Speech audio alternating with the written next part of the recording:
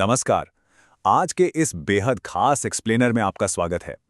आज हम एक ऐसे मल्टी लेयर्ड मिलिट्री और इंटेलिजेंस ऑपरेशन को डीकंस्ट्रक्ट करेंगे जो 28 फरवरी 2026 को अपने अंजाम तक पहुंचा। जरा सोचिए, दुनिया के सबसे सुरक्षित इंसान को आखिर ट्रैक और टारगेट कैसे किया जा सकता है? तो सीधे मुद्दे पर आते हैं। एक ऐसे आदमी को आप ढूंढेंगे कैसे जो जमीन से 5 किलोमीटर नीचे एक अंडरग्राउंड बंकर में छुपा हो? और सिर्फ यही नहीं, उसके आसपास 3 अलग अलग लेयर्स का एक ऐसा चक्रव्यूह हो जिसे भेदना लगभग असंभव लगे। ये कोई फिल्मी कहानी नहीं है, बल्कि लगभग एक दशक तक चलने वाली एक बेहद जटिल प्लानिंग थी। अब इस पूरे ऑपरेशन की शुरुआत अचानक 2026 में नहीं हुई थी। इसकी जड़ें जुड़ी हैं 2018 के एक बेहद खास इंटेलिजेंस ब्रेक थ्रू से। बात है 31 जनवरी 2018 की। तेहरान के शुराबाद इलाके में एक वेयरहाउस था।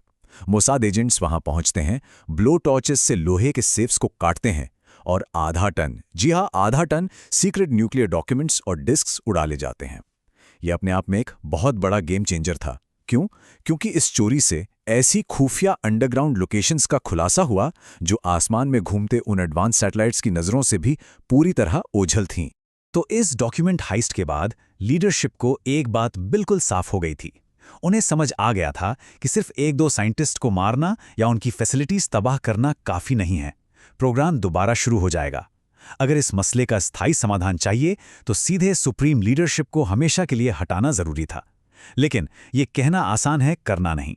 इस लेवल के टारगेट को गिराने के लिए सालों की तैयारी और एक फुल स्केल वॉर से बचने के लिए यूएस जैसी बड़ी ताकत की पॉलिटिकल बैकिंग चाहिए थी। तो चलिए अब देखते हैं कि ये नया टारगेट आखिर रहता कहाँ था। जब आप इस जगह की सुरक्षा देखेंगे तो आपको समझ आएगा कि ये चुनौती आखिर कितनी बड़ी थी। ये देखिए, ये है तेहरान का मुथारी कॉम्प्लेक्स, जिसे पास्टर स्ट्रीट कंपाउंड भी कहा जाता है। तेहरान जैसी भीड़भाड़ वाली सिटी के बीचों बीच 30 एकर्स में फैला ये एसेंशियली एक अभेद्य किला था। इसके अंदर बेते राहबरी यानी house of leadership, supreme leader का अपना बंकर और करीब 50 से ज्यादा टॉप गवर्नमेंट ऑफिसेज मौजूद थे। जमीन के ऊपर इसकी सिक्योरिटी को आप 3 मजबूत लेयर्स में बांटकर देख सकते हैं। सबसे पहले 500 मीटर का दायरा, यहाँ वाली ए आम के गार्ड्स थे जो किसी और को नहीं, सीधे सुप्रीम लीडर को रिपोर्ट करते थे। उसके अंदर 350 मीटर का एक और सेकेंडरी फोर्टिफाइड पेरीमीटर था और ठीक बिल्डिंग लेवल पर वहां अंसर अल महादी जैसी एलीट यूनिट्स हमेशा तैयार रहती थीं। साथ ही मोबाइल जैमर्स और फ्रीक्वेंसी डिटेक्टर्स का एक ऐसा जाल था जो हर इलेक्ट्रॉनिक और फिजिकल खतरे को काउंटर कर सके। लेकिन असली कहानी तो जमीन के नीचे थी। 5 किलोमीटर लंबा सबटेरेनियन टनल नेटवर्क। ये इतना गहरा था कि एक लिफ्ट से बंकर तक जाने में पूरे 5 मिनट लगते थे। यहां कन्वेंशनल बंकर बस्टर बॉम्ब्स का कोई असर नहीं हो सकता था और एस्केप के लिए 8 खुफिया रास्ते बनाए गए थे जो सीधे आम अस्पतालों और स्कूलों में खुलते थे। मतलब एक बार कोई इस नेटवर्क में चला गया तो उसके एस्केप रूट को ट्रैक करना लगभग नामुमकिन था। अब आप खुद सोचिए, ऐसे अभेद्य किले में घुसना कैसे मुमकिन होगा? इसके लिए सालों की मेहनत से एक अदृश्य खुफिया जाल, एक इनविजिबल इंटेलिजेंस वेब बुना गया। ये कोई आम सर्वेलेंस नहीं थी। एजेंसीज ने जमीन, इंटरनेट और आसमान तीनों तरफ से इस कंपाउंड की घेराबंदी कर ली। जमीन पर प्लम्बर्स और क्लीनर्स के भेष में लोग कचरा और फूड डिलीवरीज चेक कर रहे थे। साइबर लेवल पर देखें तो एनएसओ, पेगासस और यूनिट 8200 जैसी यूनिट्स ने अंदर के कैमरास और फोन्स को रिमोट बग्स के जरिए हैक कर लिया और आसमान से ओफेक 13 और KH-11 जैसे सैटेलाइट्स छाया यानी शैडो की हाइट कैलकुलेट कर रहे थे और वॉकी टॉकी सिग्नल्स को इंटरसेप्ट करके प्रोसेस होने के लिए ठीक ऑस्ट्रेलिया में CIA की फैसिलिटी तक भेज रहे थे। जाहिर है दोनों तरफ से कड़ी टक्कर चल रही थी। एक बेहद intense cat and mouse game. एक तरफ लगातार आसमान से सर्वेलेंस चल रही थी और दूसरी तरफ ईरानियन सिक्योरिटी अपने काउंटर टैक्टिक्स लगा रही थी। उन्होंने पता लगा लिया था कि सैटेलाइट्स कब गुजरने वाले हैं ताकि ब्लाइंड स्पॉट्स का फायदा उठाकर मूवमेंट्स छुपाए जा सकें।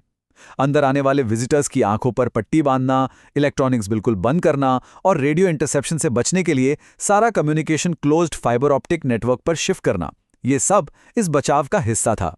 लेकिन 2 ऐसे मेजर फैक्टर्स थे जिन्होंने इस इंटेलिजेंस गैदरिंग को एक फाइनल स्ट्राइक एक्शन में तब्दील कर दिया, और वो थे आर्टिफिशियल इंटेलिजेंस और बदलती हुई यूएस पॉलिटिक्स। जरा इस नंबर पर गौर कीजिए, 98.7%। एजेंसीज ने पैलेंटियर के मैवन AI सिस्टम का इस्तेमाल करके लाखों डेटा पॉइंट्स को प्रोसेस किया। इस एआई ने उस टारगेट की जिंदगी का हर एक पैटर्न मैप कर लिया, यहां तक कि उनके चलने का तरीका और बॉडी पोस्चर तक नोट किया गया, ताकि किसी भी बॉडी डबल को ईजिली पहचाना जा सके। और इसकी एक्यूरेसी हैरान कर देने वाली 98.7% थी। अब आते हैं जियोपॉलिटिक्स पर। दरअसल यूएस एडमिनिस्ट्रेशन में शिफ्ट आने पर ही ऑपरेशन की विंडो खुली। 2024 में बाइडेन एडमिनिस्ट्रेशन ने किसी भी ऐसी रिटेलिएटरी एक्शन के खिलाफ बार-बार चेतावनी दी थी, जिससे स्ट्राइक प्लान डीले होता रहा। लेकिन 2024 के इलेक्शंस में आई नई ट्रंप एडमिनिस्ट्रेशन, जिसे प्रो इजराइल डोनर्स का भारी समर्थन हासिल था, उसने आते ही लैंडस्केप पूरी तरह बदल दिया और इस जॉइंट ऑपरेशन के लिए सियासी रास्ता साफ कर दिया। और अब यहां से वक्त तेजी से आगे बढ़ने लगा। नवंबर 2025 में एक बेहद अहम मीटिंग हुई, जिसमें Israeli prime minister, defence minister और मोसाद के टॉप ऑफिशियल्स शामिल थे। इस मीटिंग ने आधिकारिक रूप से तय कर दिया कि 2026 की पहली तिमाही में इस ऑपरेशन को अंजाम देना ही है। काउंटडाउन अब शुरू हो चुका था।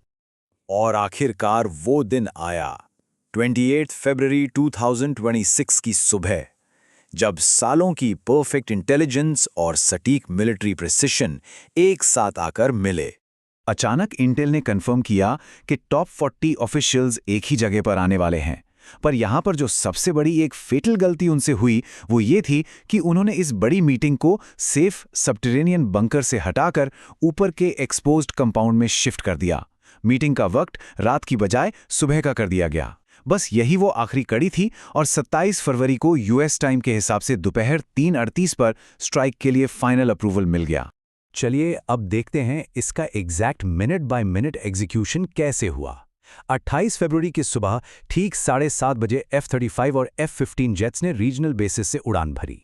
7:50 तक मोबाइल टावर्स जैम कर दिए गए और सालों से एयर डिफेंस सिस्टम में छुपा मैलवेयर अचानक एक्टिवेट होकर S-300 डिफेंसेस को पैरालाइज कर चुका था।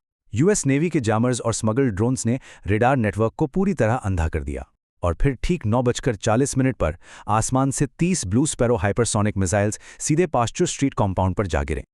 लेकिन ये डिजिटल दौर था, तो ऑपरेशन यहां खत्म नहीं होना था। हमले के ठीक 12 मिनट बाद लाखों फोन्स पर मौजूद एक पॉपुलर लोकल ऐप बड़े सबा को हाईजैक कर लिया गया। लोगों की स्क्रीन पर एक अचानक नोटिफिकेशन आई, जिसमें लिखा था हेल्प हैज अराइव्ड और लोकल आर्मी से सरेंडर करने की मांग की गई थी। साइबर डोमिनेंस का ये एक ऐसा फ्लेक्स था जिसके जरिए सफलता का संदेश सीधा नागरिकों तक पहुंचाया गया। तो इस पूरे एक्सप्लेनर को देखने के बाद हमारे पास एक आखिरी और परेशान करने वाला सवाल बच जाता है। उस दिन मीटिंग को अचानक जमीन के ऊपर शिफ्ट करने का वो फेटल फैसला, क्या वो वाकई में एक बड़ी लॉजिस्टिकल गलती थी या फिर ये एक अल्टीमेट इनसाइड जॉब था? क्या कुड्स फोर्स का कोई जनरल जो पहले 9 बार ऐसे ही असैसिनेशन अटेम्प्ट से मिरेकुलसली बच चुका था, या इनर सर्कल का ही कोई और शख्स इस खुफिया इंटेलिजेंस वेब से पहले दिन से जुड़ा था? ये एक ऐसा सवाल है जो इस केस पर हमेशा एक रहस्य बनकर रहेगा। आज के इस एक्सप्लेनर में बस इतना ही। जुड़े रहिए ऐसी ही और हैरान कर देने वाली डीपली रिसर्च जानकारियों के लिए।